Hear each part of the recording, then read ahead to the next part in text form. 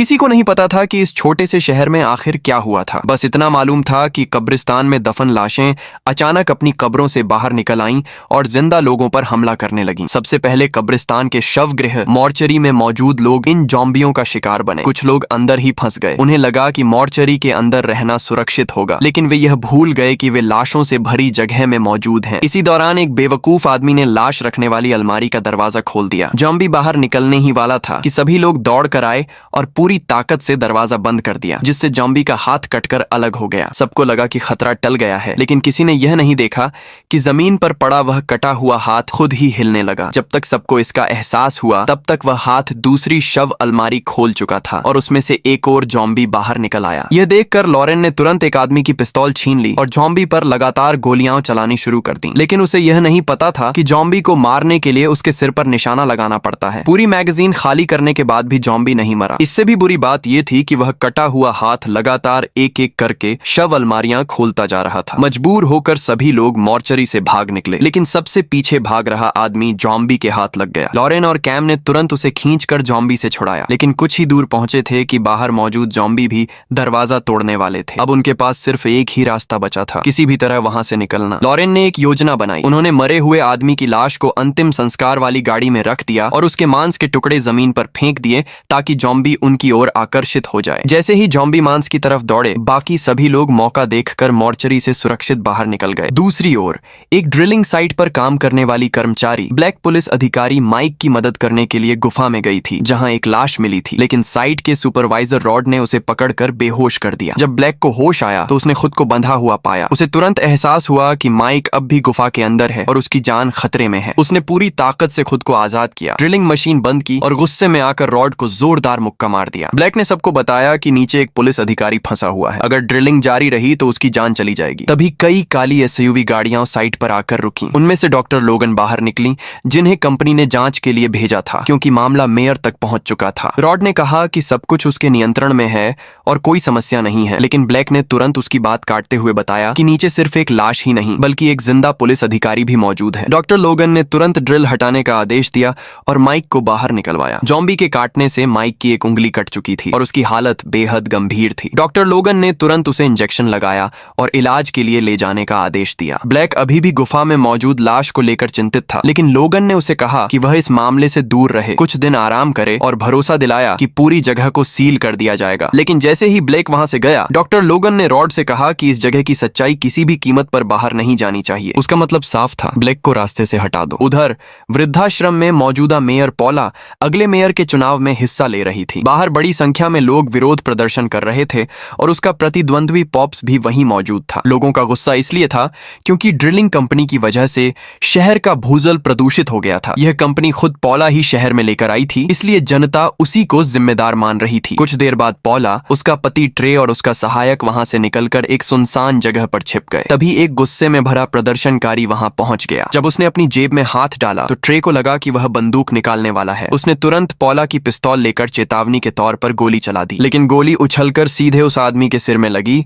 और उसकी मौके पर ही मौत हो गई। असल में वह सिर्फ प्रदूषित पानी की बोतल दिखाना चाहता था। लाश देखते ही तीनों घबरा गए, लेकिन पॉला ने पुलिस को सूचना देने से इनकार कर दिया, क्योंकि अगर यह मामला सामने आ गया तो उसका चुनाव खतरे में पड़ जाता। ट्रे भी जेल नहीं जाना चाहता था, इसलिए तीनों ने फैसला किया कि फिलहाल लाश को छिपा दिया जाए और चुनाव खत्म होने के बाद उसका इंतजाम किया जाएगा। उन्होंने लाश को एक बुजुर्ग की तरह तैयार किया और व्हील चेयर पर बैठाकर वृद्धाश्रम से बाहर ले जाने की कोशिश की, लेकिन तभी सामने उनका प्रतिद्वंद्वी पॉप्स आ गया। अगर उसे सच्चाई पता चल जाती तो पॉला का राजनीतिक करियर खत्म हो जाता। पॉला ने तुरंत ट्रे से कहा कि वह लाश को दूसरी तरफ ले जाए, जबकि वह खुद पॉप्स को बातों में उलझा लेगी। ट्रे लाश को एक कमरे में छोड़कर वापस आ गया, लेकिन उन्हें यह नहीं पता था कि प्रदूषित पानी के संपर्क में आने की वजह से वह लाश धीरे धीरे जॉम्बी में बदल चुकी थी। उधर मॉर्चरी से बचकर निकले लॉरेन और उसके साथियों की गाड़ी एक डरे हुए आदमी से टकरा गई। जब उसे होश आया तो उसने खुद को अंतिम संस्कार वाली गाड़ी में पाया। पास में पड़ी लाश देखकर उसे लगा कि ये लोग हत्यारे हैं, लेकिन लॉरेन ने उसे पहचान लिया। वह वृद्धाश्रम का डॉक्टर फेमन था। लॉरेन ने उसे मॉर्चरी में हुए जॉम्बी हमले के बारे में बताया। फेमन ने भी बताया कि उसने जंगल में एक जॉम्बी को किसी इंसान की लाश खाते हुए देखा था, इसलिए वह जान बचाकर सड़क पर भागा था। अब यह साफ हो चुका था कि जॉम्बी वायरस पूरे शहर में फैल चुका है। लॉरेन के कंधे पर चोट देखकर फेमन उसे इलाज के लिए वृद्धाश्रम के मेडिकल रूम ले गया। उसी समय पॉला, ट्रे और उनका सहायक भी लाश को दूसरी जगह ले जाने वाले थे, लेकिन जैसे ही उन्होंने कमरे का दरवाजा खोला उन्होंने देखा कि वह लाश जिंदा हो चुकी है और कमरे में मौजूद कई बुजुर्गों को खा चुकी है। तीनों घबराकर तुरंत दरवाजा बंद कर देते हैं। क्या उन्होंने सच में यह सब देखा था? यकीन करने के लिए पॉला फिर से दरवाजा खोलती है, लेकिन इस बार ज़ॉम्बी गायब होता है। कमरे में सिर्फ खून और इंसानी शरीर के टुकड़े पड़े होते हैं। अब स्थिति पूरी तरह नियंत्रण से बाहर हो चुकी थी। सहायक पुलिस को फोन करना चाहता था, लेकिन पॉला उसे फिर रोक देती है क्योंकि ज़ॉम्बी के सिर में अभी भी उसकी चलाई हुई गोली फंसी हुई थी। अगर सच सामने आ गया तो वह खुद भी फंस जाएगी। इसके बाद तीनों खून के निशानों का पीछा करते हुए आगे बढ़ते हैं, लेकिन चलते चलते पॉला को एहसास होता है कि ट्रे उनके साथ नहीं है, इसलिए दोनों वापस उसे ढूंढने निकल पड़ते हैं। जब वे एक कमरे के पास पहुंचे तभी अचानक ट्रे उनके पीछे आ खड़ा हुआ। पॉला बुरी तरह घबरा गई और उसके हाथ से पिस्तौल नीचे गिर गई। सहायक ने तुरंत पिस्तौल उठा ली, लेकिन चुपके से उसकी मैगजीन निकालकर अपनी जेब में रख ली। पॉला ने बिना कुछ समझे दोबारा पिस्तौल ले ली। उसे जरा भी अंदाजा नहीं था कि उसका अपना सहायक उसके खिलाफ साजिश रच रहा है। वह तुरंत ट्रे के पास गया और उसे निकाली हुई मैगजीन दिखाई। दरअसल दोनों काफी समय से पॉला से छिपकर एक दूसरे के साथ रिश्ते में थे। सहायक चाहता था कि पॉला ज़ॉम्बियों के हाथों मारी जाए ताकि वह और ट्रे हमेशा के लिए एक साथ रह सकें, लेकिन ट्रे अपनी पत्नी को नुकसान नहीं पहुंचाना चाहता था। उसने सहायक से मैगजीन छीन ली ताकि उसे वापस पॉला को दे सके। इसी दौरान जैसे ही ट्रे पॉला के पास पहुंचा, एक ज़ॉम्बी अचानक पीछे से आकर सहायक पर टूट पड़ा। पॉला ने तुरंत गोली चलाने की कोशिश की, लेकिन ट्रिगर दबाते ही उसे पता चला कि पिस्तौल में एक भी गोली नहीं है। इस तरह सहायक अपनी ही साजिश का शिकार बन गया और ज़ॉम्बी ने उसे मार डाला। ट्रे डर के मारे जमीन पर गिर पड़ा और उसके हाथ से मैगजीन भी नीचे गिर गई। ज़ॉम्बी फिर उनकी ओर बढ़ा तो पॉला ने पास पड़ी एक ट्रॉली उठाकर पूरी ताकत से उसकी तरफ धक्का दे दिया। ज़ॉम्बी कमरे के अंदर जा गिरा और पॉला ने तुरंत दरवाजा बंद कर दिया। उसकी नजर जमीन पर पड़ी मैगजीन पर गई। उसने तुरंत उसे उठाकर पिस्तौल में लगा लिया। वह हैरान थी कि मैगजीन नीचे कैसे गिर गई। ट्रे ने झूठ बोलते हुए कहा कि शायद गलती से अपने आप निकल गई होगी। पॉला ने उसकी बात पर यकीन कर लिया और फिर से कमरे का दरवाजा खोला, लेकिन ज़ॉम्बी वहां से गायब हो चुका था। कुछ ही देर बाद उन्होंने उसे मुख्य हॉल में देखा जहां वह लोगों पर हमला करने ही वाला था। पॉला ने जोर से सबको वहां से भागने के लिए कहा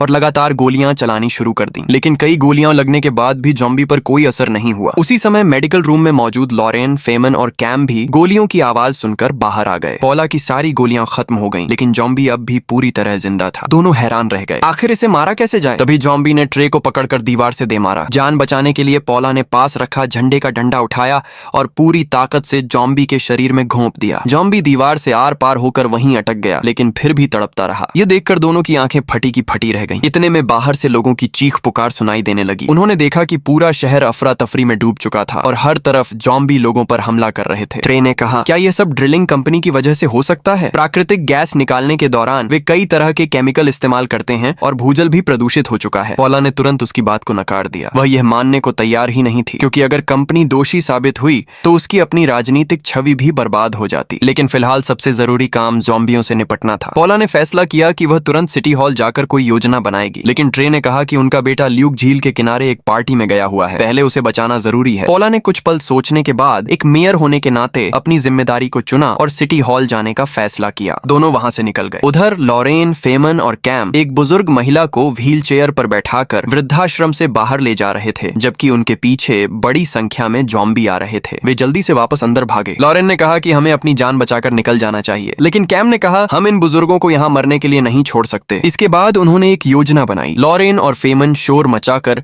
सभी ज़ॉम्बियों को अपनी तरफ खींचेंगे, जबकि कैम बुजुर्ग महिला को लेकर पीछे वाले दरवाजे तक जाएगा। जैसे ही सारे ज़ॉम्बी हॉल के अंदर आ जाएंगे, वे इलेक्ट्रिक दरवाजा बंद करके उन्हें अंदर कैद कर देंगे। योजना लगभग सफल हो गई। एक एक करके सभी ज़ॉम्बी हॉल में दाखिल होने लगे। व्हील चेयर पर बैठी बुजुर्ग महिला बिल्कुल शांत आवाज में बोली, घबराना मत, आखिरी ज़ॉम्बी के अंदर आने का इंतजार करो। जैसे ही आखिरी ज़ॉम्बी भी अंदर आया, उसने कहा, अब बटन दबाओ, लेकिन किस्मत ने उनका साथ नहीं दिया। दरवाजा बंद होते समय एक ज़ॉम्बी का हाथ उसमें फंस गया और दरवाजा पूरी तरह बंद नहीं हो पाया। सभी लोग तुरंत पीछे वाले दरवाजे से बाहर निकल गए, लेकिन वह बुजुर्ग महिला वहीं रुक गई। दरअसल वह एक लाइलाज बीमारी से पीड़ित थी और जानती थी कि उसके पास ज्यादा समय नहीं बचा है। वह अपनी आखिरी सांसें दूसरों की जान बचाते हुए लेना चाहती थी। उसने मुस्कुराकर लॉरेन की ओर देखा और धीमी आवाज में कहा, क्या तुम मुझे एक आखिरी बार चूम सकते हो? तभी बाहर से आवाज आई, जल्दी जाओ। फिर बूढ़ी औरत ने अपना गैस सिलेंडर तोड़ दिया और गैस को बाहर निकलने दिया। यह देखकर सभी लोग भागकर अपनी कार के पास पहुंच गए। फिर उसने अपना लाइटर जलाया, सिगरेट का एक कश लिया और आयरन मैन की तरह बोली,